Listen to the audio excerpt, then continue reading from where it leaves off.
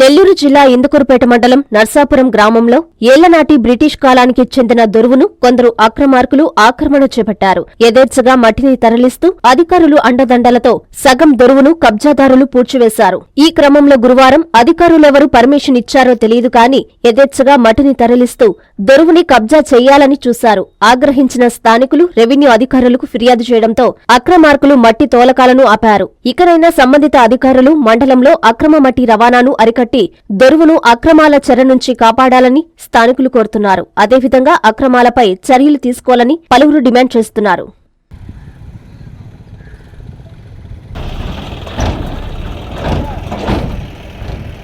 Shri Lalitha Rudra మహాయజ్ఞం October 15వ తేదీ నుండి నవంబర్ 27వ తేదీ వరకు 45 రోజులు లోక కళ్యాణం, విశ్వశాంతి, ధర్మ సంస్థాపనార్థం, సమృద్ధి వర్షం, పాడి పంటల కొరకు పీఠాధిపతులు శ్రీ రాజరాజేశ్వరానంద స్వామి ఆధ్వర్యమున జరుగుతున్నది.